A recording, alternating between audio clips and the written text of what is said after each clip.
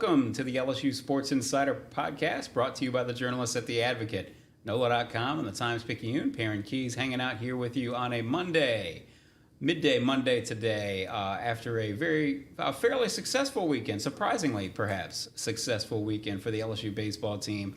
Hanging out here with Koki Riley, our LSU baseball writer. We are going to discuss, obviously, LSU's very useful series win over the number one rated Texas A&M Aggies at Alex Box Stadium, and what that means for their postseason chances as we go down the road here, as we start to close down the regular season and look forward to Hoover and maybe, if you're an LSU fan, crossing your fingers, maybe a trip to the NCAA regionals, and we will see what goes on from there. Again, LSU takes Game 1 and Game 2 against Texas A&M, both by scores of 6-4.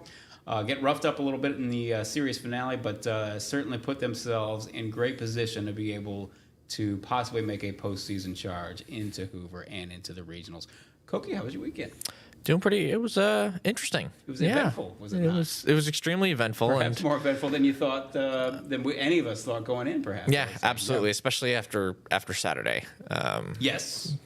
You figure that, they can take one of those two games, but probably not both, and they took both, so here we are. Some clutch performances, certainly on both of those days, from some names that maybe haven't gotten up onto the marquee lately because those clutch performances had not been there. So we will get into all of that, and we will discuss some business first as well. If you are watching the LSU Sports Insider or listening to the LSU Sports Insider, you already know, of course, that the Advocate's the number one destination for all things LSU sports related. So if you haven't joined us already, please join us and subscribe to The Advocate, whether that's in print or digital. You go to theadvocate.com/subscribe.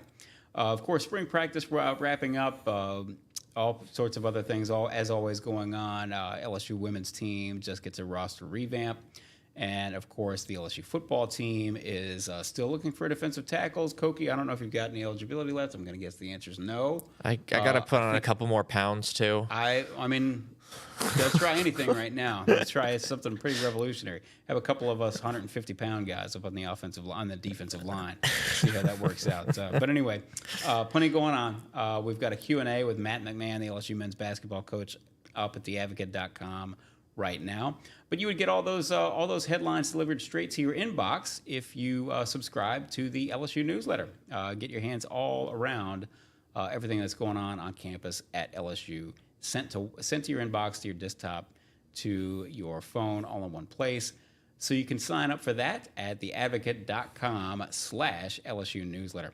We are here every Monday and Thursday live on the LSU Sports Insider. We're here on all our social channels, specifically the YouTube channel LSU Tigers on NOLA.com.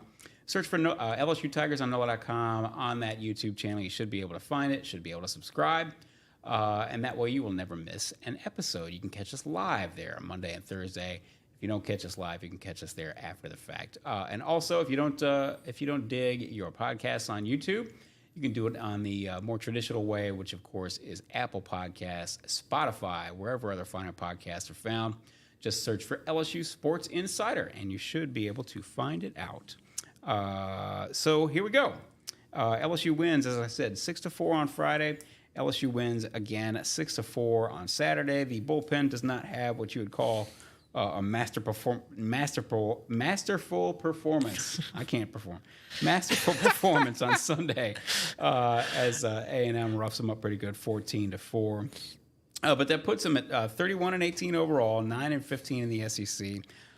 This is unofficial. I went on D1 Baseball today and found that their RPI is up to number 33.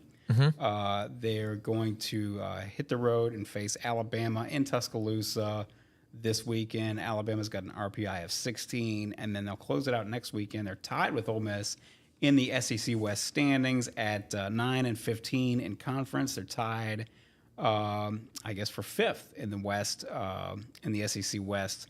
And Ole Miss, they will close it out at Alex Box with Ole Miss, who's got a 25 RPI. So 6 games left. In all likelihood, if we want to talk about first and foremost about LSU's postseason chances, you and I have discussed many times on this podcast, we think that the bare minimum that LSU needs to get to to be able to give themselves a shot, at least as they close out the regular season, is to get to 13 wins. Get to 13 and 17 in conference. Ideally, you get to 14 and 16 in conference. But if you get to 13 and 17 in conference and then make a little noise in Hoover, all of a sudden you start to feel pretty good about your chances to make the NCAA regionals. But to get to 13 and 17, you got to go 4-2. To get to 14 and 16, you got to go 5-1 over these final 6 games, which would be a tall order, I think. But then again, maybe not. Alabama is certainly formidable. Ole Miss is going to be fighting for their postseason lives as well, and so just tell us where you feel like things stand and what their chances are looking like coming out of this weekend. Certainly better than they were going in. Yes, absolutely. I think heading into last weekend, I thought their chances were well below 50%. Yep. In terms of what would we say? They had to go 6-3 over the last 9 games. The fact that they were knocked 2 of those wins off of against the number 1 team in the nation really, really changes the math. And I think we glancingly mentioned if they won this series, it would drastically change things for this team, and I think it has. I really do think it has, because these next 2 opponents aren't as talented as Texas A&M. That's just the reality of the matter.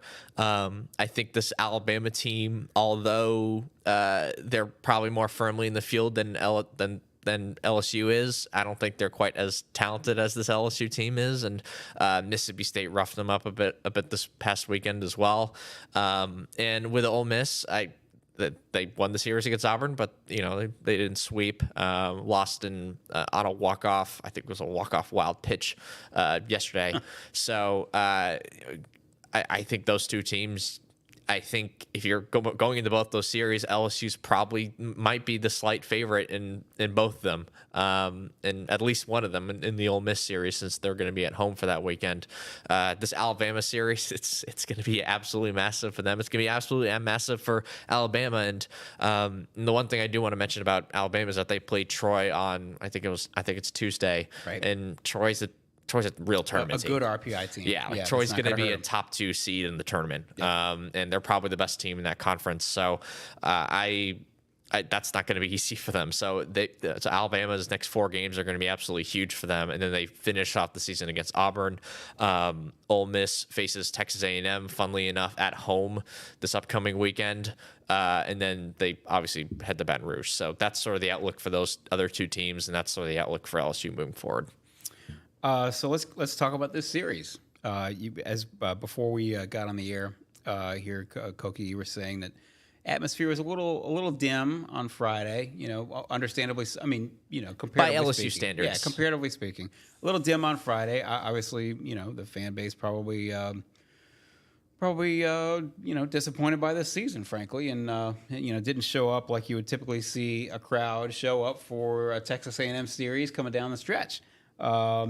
But nonetheless, it was an important game, huge game.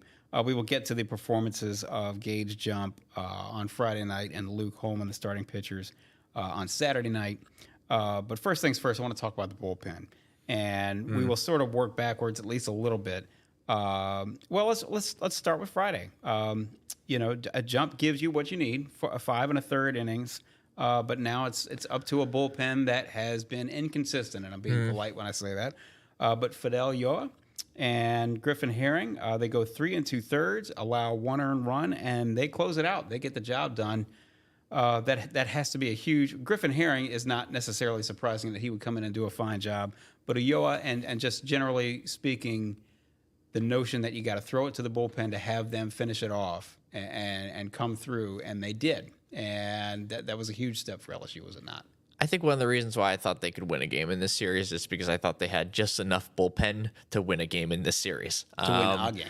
Yeah, a game, yes. And a lot has to do with Griffin Herring, as you mentioned. A lot has to do with the fact that I thought their starters could go 5, 6, maybe even 7 innings and keep them in the game while doing so.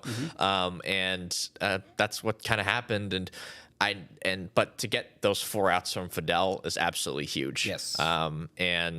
That just bridged the gap to Griffin, who could pretty comfortably close out the game. And I mean, we're going to get to the offense, but, complementary baseball matters a lot in these sort of scenarios as well. So, they didn't have to push Griffin quite as much, and they could sort of run with Fidel a little bit longer because of some things that happened offensively. So, I mean, Fidel looked excellent, and I think Coach Jay Johnson sort of referenced to the fact that he hasn't been 100% for this entire season. His health's kind of been a little bit up and down, but he's been much healthier lately. And you definitely saw that in the results. He's a really good slider. His fastball's up to 95. So, it's not the most I wouldn't say it's like the most deceptive delivery, but at the same time, when he pounds the strike zone and he sort of gets into a rhythm, we saw at the very beginning of the season, he could be a very he might, if he can stay healthy, then he might be sort of in, the quote unquote circle of trust for Jay Johnson. And obviously Griffin Herring is like the captain of that circle of trust, but maybe you can put Fidel in that too. And with, 3 or 4 other guys, I'd say at this point, and we can talk about Saturday, sort of expand on that. Just as you said, he was Ulloa was off to a great start early in this season. That was one of the reasons why. One of the many, many reasons that going into the season, we all thought that LSU's bullpen was going to be a strength. And so if he comes back around and, just as you say, earns that trust and, comes in a high leverage situation and or eats up a couple of innings or key outs or something like that, that's a big, big step in the right direction for LSU's bullpen. Saturday night, I thought was really, I don't want to call it a special night because there have been so many special nights at Alex Box, but it was a nice moment, a really, really good moment, and touching is a little bit too corny, I would say, but it was an electric kind of moment, and certainly it was a feel good moment, I would say. Well, let's get to what we're talking about actually here. Holman comes off the mound and he turns it over to Christian Little. Christian Little, of course, comes here from Vanderbilt 2 years ago. We all assume he's going to be a part. He comes because he's intending to become a part of the weekend rotation. Did not have a good go of it. Hasn't had a good go of it for most of his stay at LSU. But boy, when they needed him on Saturday, Christian Little, 3 2/3, 1 earned run, 6 strikeouts, 1 walk. He almost gets them to the finish, all the way to the finish line. And I just want to sort of drill down on a little moment here. And he runs into some trouble in the ninth. And you can tell, of course, every reliever wants to close it out, but you can tell he really wants to close it out. He's getting about ready to get himself set back up on the rubber, and he sees Jay Johnson come out. And I don't know if you saw this live. I was watching the broadcast, but you can see him turn around, and he lets loose with, I'm not sure what 4-letter word it was, but it was a 4-letter word. He's frustrated at himself and frustrated that he's, they're baseball players. They all understand it. But frustrated he's getting taken out because he knew he was dealing that night, and that he'd had a great outing, and that he wanted to get it to the finish line, but instead they pull him with 1 out to go. Jay Johnson pulls him. But I just thought it was a great moment that Christian Little comes off the mound, comes toward the dugout, and he got a loud, very appreciative, very thoughtful ovation from the Alex Box crowd. It was a good moment for him. Yeah. And Christian said after the game that I think someone asked him, how were you feeling when you're, coming off the mound, and Jay was taking you out. He's like mad, disappointed, ticked off, like any other 4-letter word. And I mean, he was amazing, and he wouldn't have given up that 1 run until he just kind of ran out of gas at the end. And what I mean by run out of gas, I mean he physically ran out of gas. Yes. I mean the fastball was down to like 93 at that point, and the stuff wasn't quite as sharp, and he was getting up to a pitch count that he hadn't really gotten to much at all this season. But to get 3 2/3 out of him out of the bullpen and just have him absolutely shut down that Texas A&M lineup, I think I was talking with one scout before the game on Sunday, and I remarked about how well Christian Little was pitching, and he was like, it was almost like seeing a different pitcher on the mound. Yeah, like he was that good, that dominant. Fastball was up to 98 miles an hour, and he hit it more than a few times. And that slider was fantastic, and he was hitting up, throwing everything for strikes, and really fooling the Texas A&M hitters. And I mean, if it weren't for that outing, they don't they don't win that They game. don't win that game. Yeah. No. And it was just, again, it was easily his best outing as an LSU Tiger. Yes. An enormous outing in a very, very clutch spot, and surprising, frankly, in a good way, obviously. And so, who knows what that means? Who knows if Christian Little puts together another outing like that, anything even remotely close to that again. But what a great moment it was for him, and certainly clutch that allowed LSU to escape.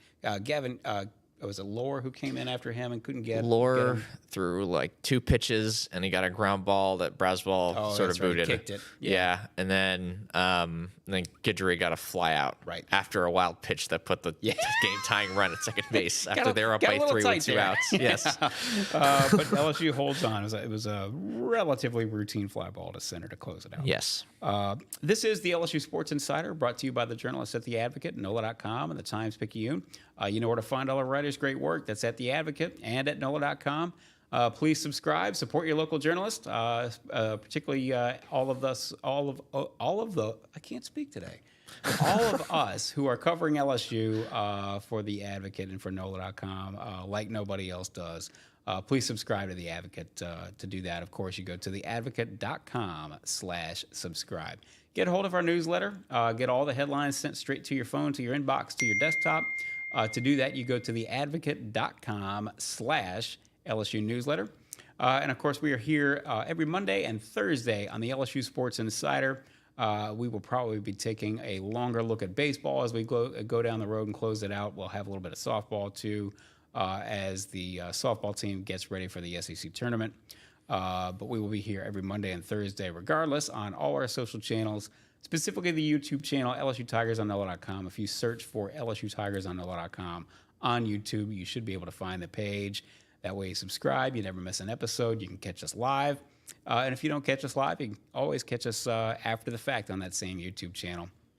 And if you prefer not to get your podcast via YouTube, you can always find us on Apple Podcasts, Spotify, wherever other finer podcasts are found. So let's talk about the 2 starting pitchers who had to stand tall, and stand tall they did. Gage jump. We talked about this actually before last week at this time. I think, if I'm not mistaken, Koki, it felt to me like it put, I didn't want to call it pressure, but yeah, it was pressure. It was pressure to me, that a little bit more pressure on Gage jump to have a great outing, because he's sort of been the one known commodity. It's not to say that Luke Holman has not been a known commodity, but he was starting to struggle just a little bit there for a little stretch. But Jump was, he's your Friday night guy for a reason. You wanted him to have a great outing, and maybe that was, we thought going in, maybe that was going to be your best shot to steal a game from Texas A&M. On Friday, Jump goes, as we said, 5 1/3, 3 runs, 6 hits, 4 strikeouts, no walks. Not dominant, but he certainly gave you everything you needed and more. Yeah, absolutely. As you said, not totally dominant. I think he only had 4 strikeouts. I think he gave up 6 hits. But the 3 hits that he gave up that were hard hit, those were home runs, and those were the 3 runs that they scored, and that was it. Now, it's also worth noting that first of all, Texas A&M's got one of the best offenses in the nation, and they were tearing the cover off the ball. Yes, the previous 3 series. I mean, they were crushing it. We've referenced this a couple of times, but they got down in one game 9-0 to Georgia and wound up run ruling them 19-9. Yeah, I mean, there was no hotter team coming into this weekend than Texas A&M was to Alec Box. Absolutely. I mean, they were the number 1 team in the country heading into this weekend for a reason. Jace Laviolette is a guy who was a very, very productive player for them last season as a freshman. This year has hit the cover off the ball. Graham Grahovac, he's only a freshman. He's probably going to be the freshman of the year in the SEC this season. He's their leadoff hitter. And this is Brady Montgomery, who's probably one of the best players in the country, who I didn't think he got a hit this. I'm pretty sure he didn't get a hit this weekend. I'd have to look it up again. I certainly don't remember. Heading into Sunday, he didn't have a hit. I'm 100% sure about that. And again, that guy's been one of the best players in the country. They did a really good job of limiting the damage against those 3 guys in particular. And Grahovac didn't do a whole bunch until Sunday either. So when you have that three-headed monster at the top of the lineup and a very good lineup behind them, it's pretty similar to what LSU had last season themselves. Yeah. Maybe not quite up to that super duper star level, but it's darn near close. There's no such thing as pitching around a guy to get to some other weakness in a lineup. Yes. You've got your hands full 1 through 9. The number 9 hole was really the only, I guess, blind spot they had all weekend. For A&M, that the one part you could go into the series really try to pick at, but again, it's one spot in the lineup, and that top 3 was really the part that you kind of had to hold down in order to win this series, and that's exactly what they did. And I thought Jay Johnson did a pretty good job of sort of managing around that. And I also thought that offensively, I just thought they did a really good job of sort of limiting those 3 guys. That was a huge key to this series. And Saturday, Luke Holman did pretty much what you needed him to do. Well, we say that, we certainly didn't know what was coming down the line with Christian Little. Yeah. But Luke Holman goes 5 innings, 3 runs, 3 hits, 10 strikeouts, 5 walks. The walk total was probably a little bit too high. But nonetheless, he did enough to sort of hold the fort against a very, very potent lineup, be able to give LSU's bullpen a chance to help him out. Yeah, it was like a really interesting and wild performance from him, because the thing with A&M's lineup, they're very left-handed heavy, and left-handed hitters sometimes can give Holman some trouble because he's a righty. He doesn't really have that pitch to put away left-handed hitters. Right. And against most other SEC teams, that's not going to be a massive issue, just because he has higher quality and he's just a better pitcher than most other SEC pitchers. But against a lineup like this, that matters. And most of the lineups don't have as many left-handed hitters either. So against this lineup, that matters, and that's why you have to go to a splitter a lot more often this weekend. And that was a pitch that, and that's the sort of pitch that you can try to get lefties out with, and just given its movement profile and the fact that it can sort of drop off the table. I mean, changeups are usually what righties go to get lefties out, but as Holman said himself, his changeup stinks. So that's why he goes to that splitter, and it was a very effective pitch for him and had a pretty decent movement profile, and it's something I frankly want to see him throw a little bit more often. And I think he said he threw like 10 of those pitches, and that's a big pitch for him. It's nice to have in your back pocket. Exactly. Yeah. Against a very left-handed heavy lineup, a team that had multiple switch hitters in the order. So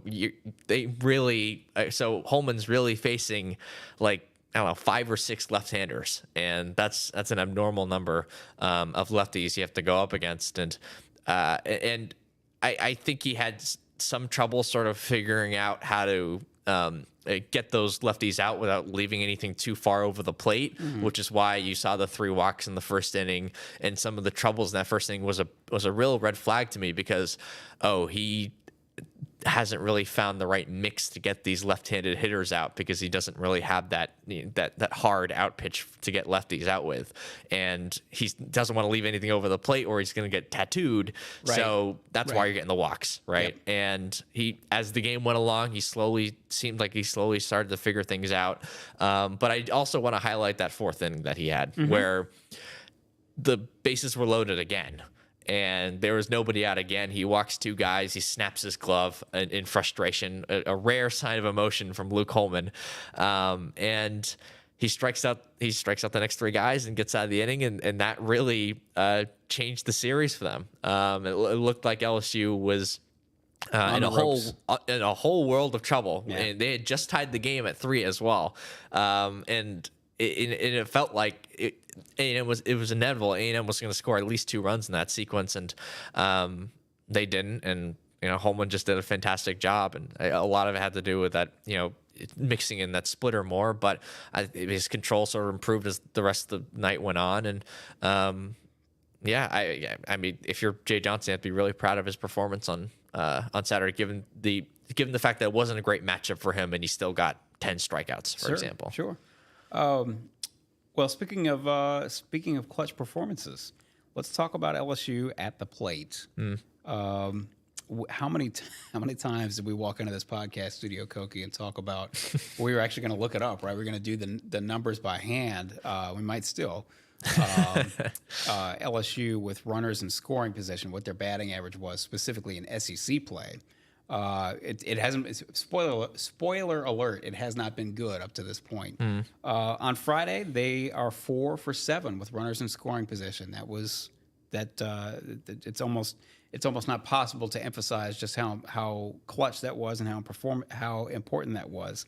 On Saturday, they didn't do as well with runners on base, but they were 6 for 15 with 2 outs. So a lot of the things that you haven't seen this season from the LSU lineup, which we knew wasn't going to be as strong as last year's lineup, because no lineup is that strong, really.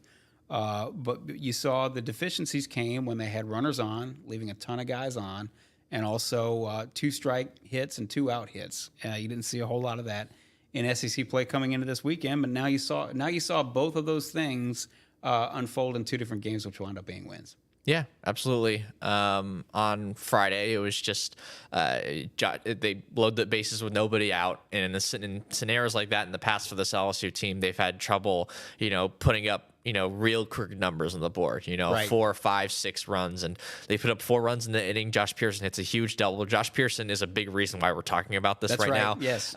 He only had 3 hits all weekend, but 2 of them were absolutely huge, and even the hit he had on Sunday was big. It was a 2-out RBI knock that increased the lead to 3 at the time, at least before things sort of fell apart for the pitching staff. But we can get to that later.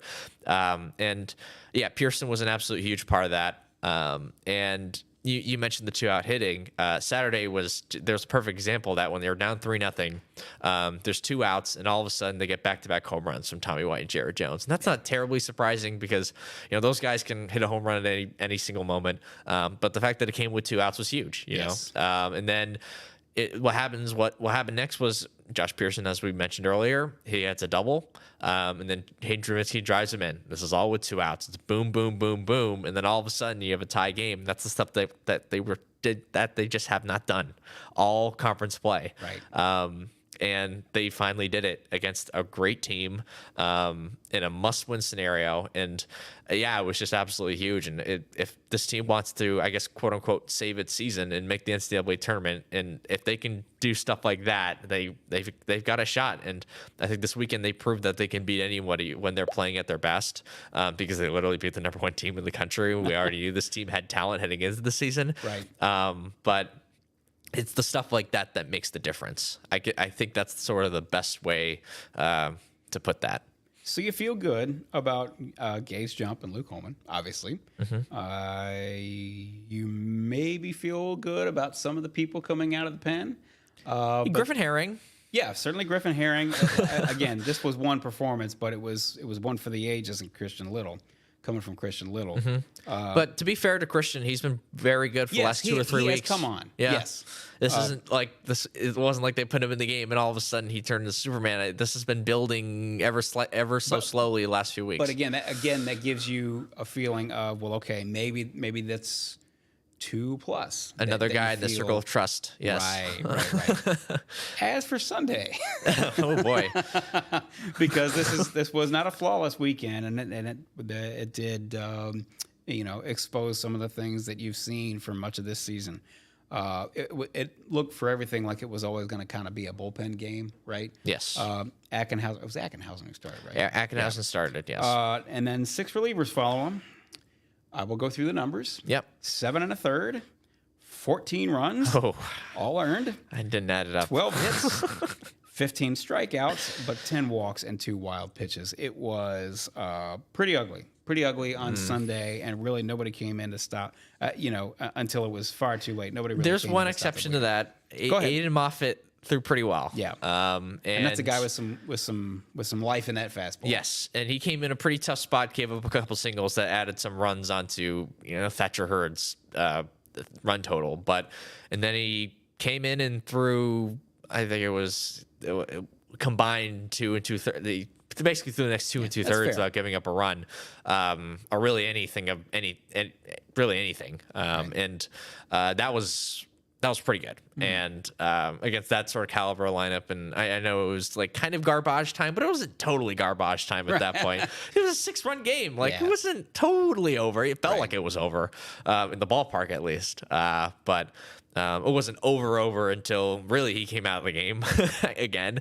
But when I'm talking about the circle of trust, and I want to mention him in that because he is getting close there if not being in there. And I think you throw Gavin Guidry in there, and that's 5 guys, including Fidel Ulloa, that I would say you could at least argue who are guys who are in the circle of trust. I think there's 2 guys who are absolutely in the circle of trust, and probably a third. Like I'd say Guidry's probably. I think if the game was close, Guidry throws on Sunday. Right. So I think he's in Johnson's circle of trust, whether he's like. Whether fans are as confident with him this year as they were last year, that's another thing we can debate. And, certainly, and he hasn't been as good as he was last season. I think that the numbers just bore that out. But at the same time, like he's been better than most of the other guys out of the bullpen this season, and you're throwing him off, you're throwing a Ulloa. Maybe you can piece something together with those guys, and hopefully you can get more out of Ackenhausen than just an inning and 2/3. Certainly, maybe the hamstring injury had something to do with it. The fact that he couldn't really ramp up as intensely as maybe he would have liked to heading into a start. So I mean, maybe I'm being a little bit too, I guess, sunshine and rainbows and flowers and all that good stuff, unicorns. But I do think you kind of have those guys, and I also want to mention that because to the downside of that, they ran out of gas on Sunday. It's simple. Jay Johnson said it, and it wasn't because they physically ran out of gas. It's because they ran out of arms, right? And that can throw against at least a team of this caliber. Right. Maybe they had enough arms to, get through a sweep against Auburn or Missouri, and they did. And they just didn't take advantage of that. Right. But this weekend they just simply didn't have the juice to get a sweep. And that doesn't necessarily bode well for if and when LSU gets into the postseason, but you worry about that later. You got to get there first. Right. You do bring up Aiden Moffitt, though. I think it's probably, and I'm curious to get your 2 cents on this matter. Is it fair to say? I mean, he always had he could always bring the heat. Command, not necessarily there until maybe recently, and then also certainly, kind of being more of a quote unquote real pitcher. Is that fair? Yeah. Yeah, and you've seen the progress with him becoming more and more like a real pitcher as the weeks go by, and he definitely had a speed bump in the road against Missouri. He didn't have a lot of runs charged against them, but he gave up a lot of inherited runs in that game. Right. But he was excellent against Tennessee. Mm-hmm. He pitched well this past weekend. I don't think he pitched against Auburn, and I think he gave up a 2-run home run against Grambling, even, which was, wild. You throw a meatball every once in a while. Exactly. It's 26-2. It was a blowout. But he pitched well again this weekend. So it's someone who has proven that he can pitch well against top competition, and that's something that I haven't really seen from the other guys who pitched in that game, other than Ackenhausen, of course. It's likely to be worth it it's a probable throw of the dice in terms of using Moffitt as you go down the road here, because number one, he's got the stuff. He looks like he's improving. And number two, well, you got to go to somebody when everybody else is used up. So let's talk about the week ahead. LSU, this is the final midweek game of the season on Tuesday, 6:30 p.m. Tuesday against Northwestern State.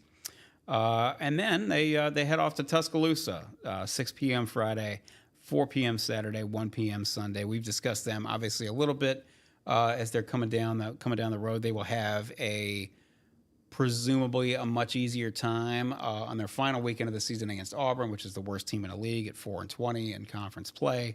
But nonetheless, just tell us a little bit about the week ahead for LSU and what's likely for them, what's plausible for them, and so on and so forth.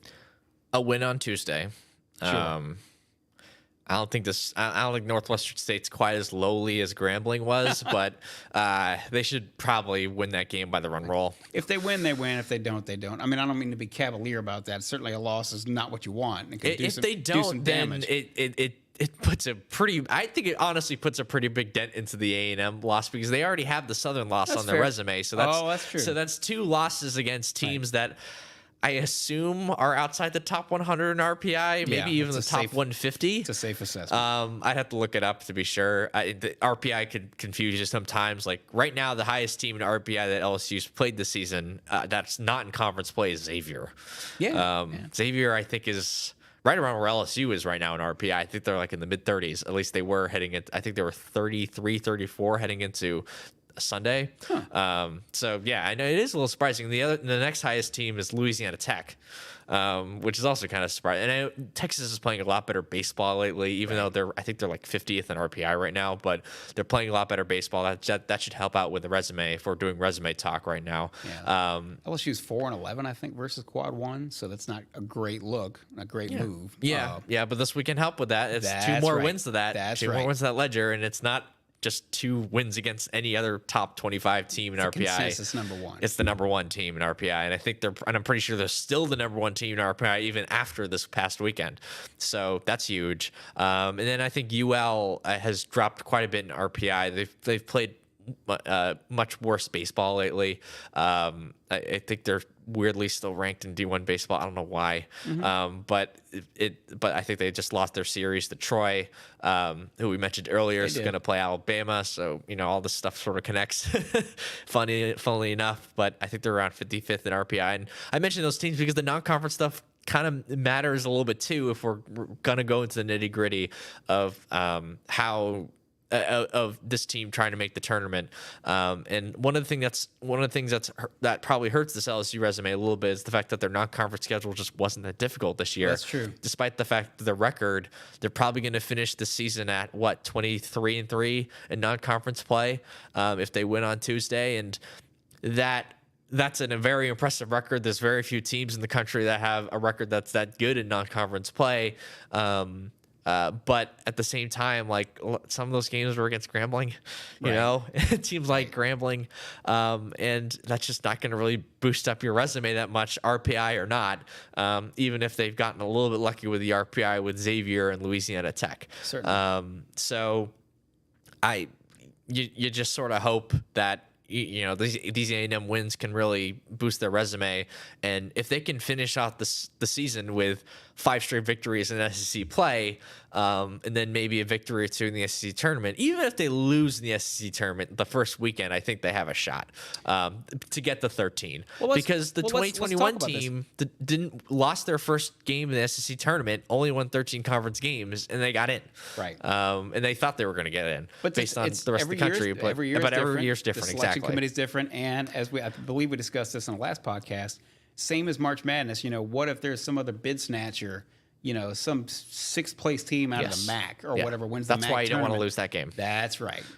So you want to do everything you can, obviously, to put yourself in a good position. But anyway, tell us a little bit about Alabama. A first-year coach, obviously, and they've maybe done a little bit better than expectations. Not haven't set the world on fire, but they've done better certainly than preseason expectations. Yeah, a lot of transfers on this team. They had a lot of turnover from last season's team. That was a very good team, and they hosted a regional last year, but they just lost a lot, and they had to go to the portal to sort of revamp. And pitching wise, they've been maybe a tad disappointing. I think they only have one starter who has a sub-5 ERA in conference play, and they were ranked heading into this week, but weirdly enough, they actually have a worse record than LSU. Worse overall record. And I think, again, that has a lot to do with the whole non-conference thing that we've been talking about. The fact that non-conference competition that LSU has faced has really boosted up their overall record, even if they're kind of a lot of these wins have been empty wins for them. So that's why you still sort of see them in limbo with the likes of Alabama. But yeah, I mean, that's sort of the breakdown on Alabama, and it's going to be a really interesting series heading into this weekend. We will be sure to make food recommendations for you so you don't go starving in Birmingham and Tuscaloosa. Well, I guess you won't be going into Birmingham, so you go straight to Tuscaloosa. There'll be should be some spots in Meridian, Mississippi, and places like that before you get there. You're not going to go starving. Follow Koki as he traipses through the Southland, as he goes on the road one final time here in the regular season. And then go back to Alabama 2 weeks after that. That's right. You'll be probably. We don't know if you'll be there for one or 2 days or perhaps the whole week, because who knows how long LSU may stay in Hoover. They look pretty good to make it into Hoover right now.